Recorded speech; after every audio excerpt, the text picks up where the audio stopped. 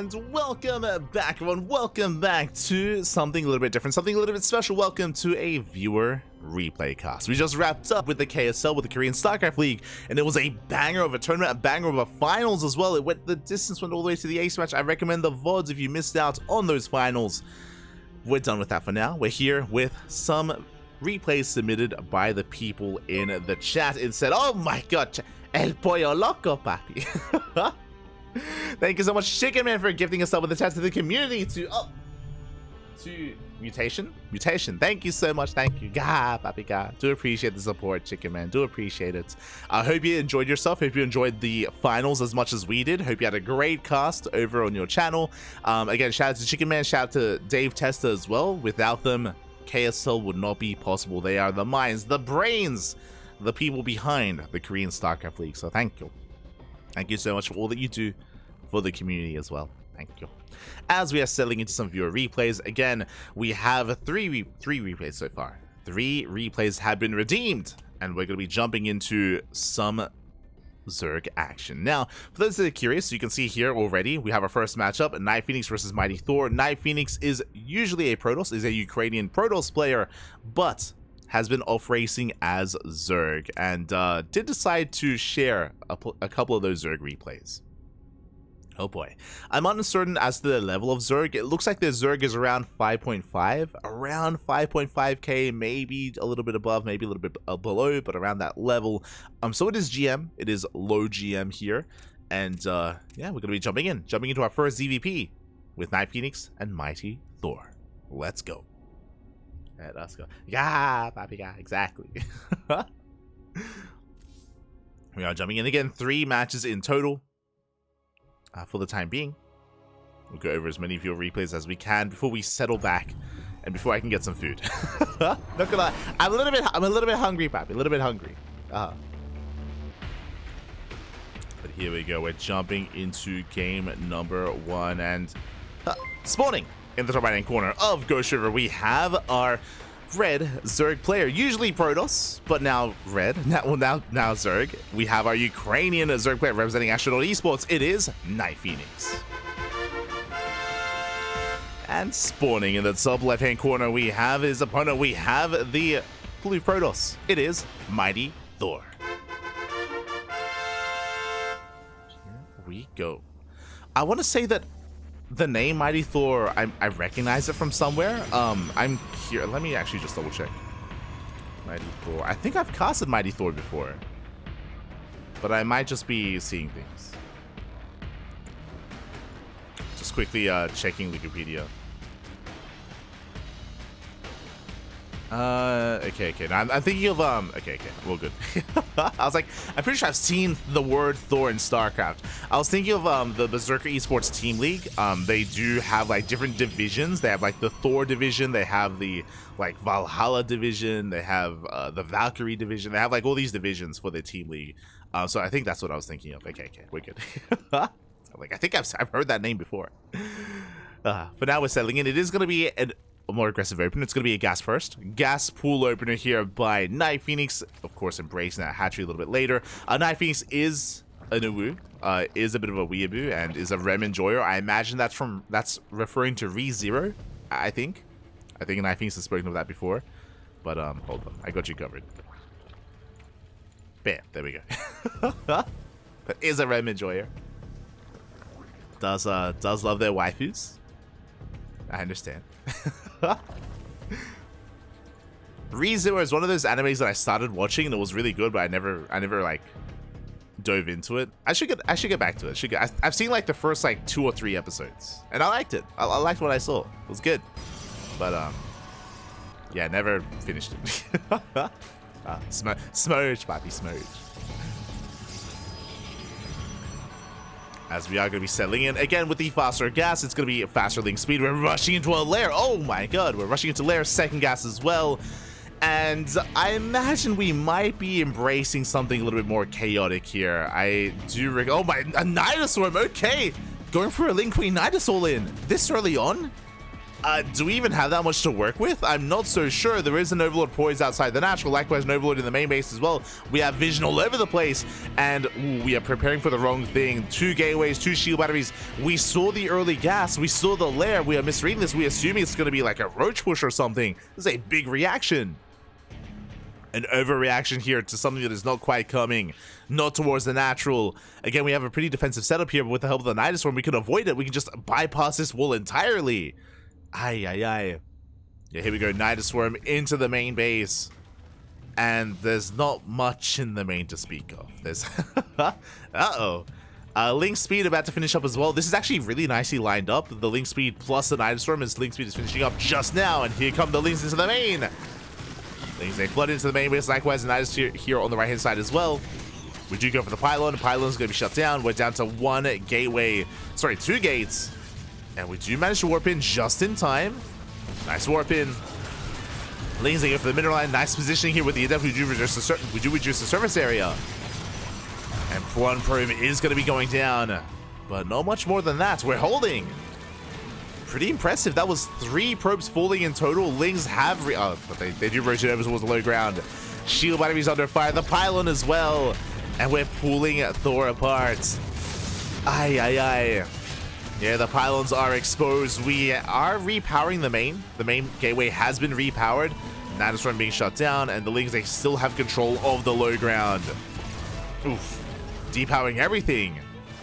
The adept count is quite high, but we get a surround! We get a surround nonetheless. Adepts, they do get picked up. And it's still an uphill battle for Thor. Bearing in mind, though, that NightPhoenix has not been droning. No droning, no saturation of the natural, no economy. Nice positioning. We do shut down the Lings. And Thor is defending, at least initially. There is, oh, no Overlord in the main. Did it go down? We focused down the Overlord. That was a bit of a slip up there from NightPhoenix, but the Overlord did fall in the main base. Overlord did fall. Nidus is being shut down, and Thor defends. And Thor has a better economy. We're up on workers. We have no upgrades to speak of, no tech either. Nidus gets shut down. And NightPhoenix has to fall back, has to drone up. Not the best position here for NightPhoenix, but does at least deny the natural. Like this creep trimmer is doing so much here, so much heavy lifting for NightPhoenix, forcing Thor on 1 base. We're stuck on 1 base economy. Robo's on the way. Once the Robo is done, then we can make an observer, then we can get detection. Until then, no expansion. Until then, we're stuck on the 1 base. Instead, Thor going to be moving out across the map. We do set up a pylon. Nicely done. Thor ready for a counterattack. NightPhoenix in a bit of trouble. Is in trouble. Queens do race back with the Nidus. I like how we have a Nidus at the natural and a Nidus in the main, so we can like perk back and forth. We can hop back in and hop back out. The Overlord is forced back. We're still trying to drone up. Emphasis on trying. I do appreciate this. Catching reinforcements. Lings getting caught out. And nice positioning here with those adepts. The Queens, they rotate back into the main. Thanks to the Nidus. So we can just teleport back and forth here between bases. And we are finally clearing up that creep. Finally, we will be expanding. So we do pick up a tumor. Thor still in this. Still in this, threatening these bases. We're still poking back and forth. Honestly, this is just a really fun defense here from NightPhoenix. It's like a game with chicken, like, oh, where are we going? And we go for the surround. It looks like we should have enough to shut down at least the initial wave of adepts. And we force the shade. More reinforcements on the way. Actually, this is getting out of hand. Just Pure Lane Queen struggling to clean up all these adepts. Now we have Zealots. And this space looking that much more exposed. We're going for the Spire is on the way.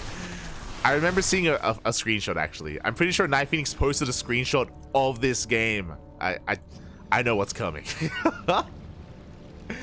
And here we go. NightPhoenix down on only on 2 gases. Bear that in mind. Barely an economy to speak of. Spine crawlers are on the way.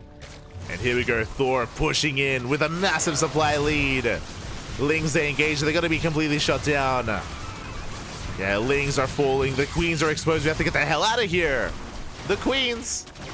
Oh, they're being targeted. And not enough energy for a transfuse. One queen goes down. Can we body block the other? We can. And we have control of the natural.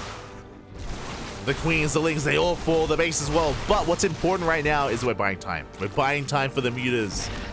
The hatchery will fall. But we're holding on one base. That's going to be 5 mutas on the way. What is our anti-air? We have 1 stalker. Sorry, 2. We have 2 stalkers. 1 across the map, 1 back at home. 3rd stalker is morphing in. Now, 6 mutas can one-shot workers. They can one-shot probes. True. No shield battery either. No shield battery. Speaking of, mutas are revealed. The mutas are revealed here to the army. And how much are we going to lose? Like, the mutas will eventually clean this up. Eventually. They're going into the Nidus. Oh my god. That's so, I mean, that's pretty smart as long as the Nidus Worm survives. Nidus across the map. We sent him out. Yeah, the drones do make it. They do survive. And we're going for a base trade. Oh my god. Mutas will clean up this army. And what do we have across the map? We have two stalkers. We recall. Recall back home. Oof. Zealots have made it. The drones will struggle. They get around on 1. They're going for the stalkers. They want the stalkers, papi. Oh no, they get out of here. Yeah, they do get out. They bypass the army. They're getting across the map to actually mine. Mutas, they focus on one of the stalkers. They're down to 3. 3 stalkers left. 7 mutas. Down to 6. Oh, they're still at 7. 1 stalker left. 1 stalker remaining. That is our anti-air. Thor warping in 2 more stalkers in the main. Shield battery as well. We should hold on to the main. The main base should be safe and sound. The drones, they make it back home. They can mine. We have an economy. We have an economy, papi. And the mutas, like, they can't fight this, especially within shield battery range, but they're dragging the units outside of range of shield battery. There, we can pick up some stalkers. There we go, a 4th stalker on the way. We do pick up a pylon, but Thor defends. Whew, okay, Thor, he should be able to hold on. The pylons are under fire, though. We're getting the 2nd pylon as well. Yeah, Thor playing a little bit too scared there. Doesn't quite engage. Playing very carefully. Pulling back. Back at home, NightPhoenix still droning up.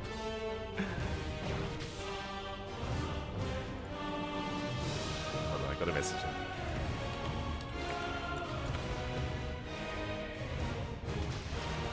Mutas, they do manage to get across the map. They do race back. We do see Thor regaining control of his natural. Bearing in mind, NightPhoenix is still on 1 base economy, but is making nothing but mutas. And how many mutas do we have? We're up to 10. 10 mutas now for NightPhoenix. This is a pretty threatening count. We have to be careful here. I do think that head-on Thor can still take it, especially with Guardian Shield. We can activate Guardian Shield. I would love to see a shield battery here on the low ground. I feel like we need a shield battery on the low ground as well. We're out of position, though. Mutas, they get into the main. They can one-shot probes. Probes are going down.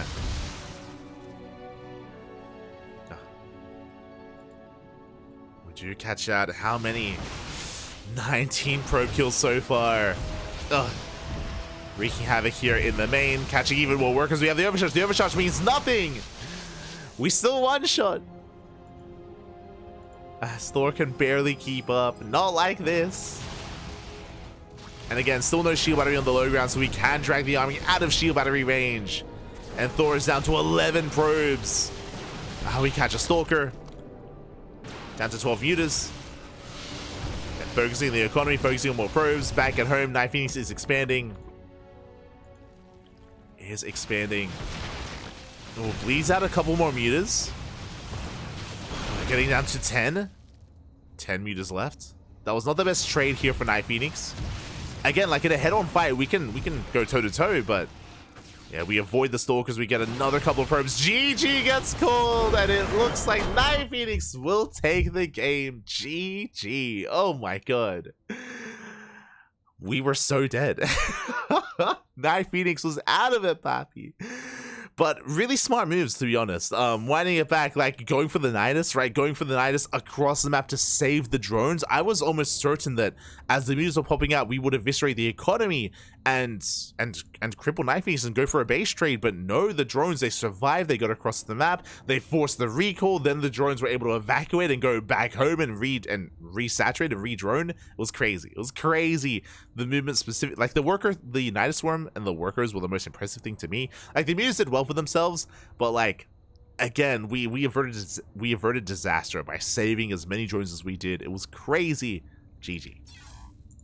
GG, well played. With that, NightPhoenix will take the first game here. Ooh, the first of many, I'm sure. The first of many. Well, that was it was unexpected. It saved NightPhoenix. It saved NightPhoenix the game, to be honest. Two more, yeah, two more.